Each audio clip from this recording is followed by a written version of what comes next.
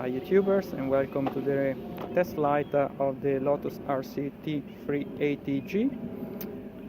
As I mentioned in the previous video, I have replaced the propellers, put some carbon fiber ones, and I already plugged the battery in, and we are ready to fly.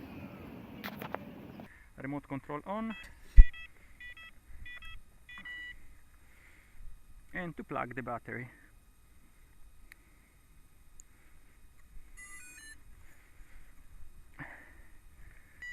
To activate the quadcopter, you need just to pull both sticks outwards toward the bottom. Here we are. The wind today is around 8 miles per hour.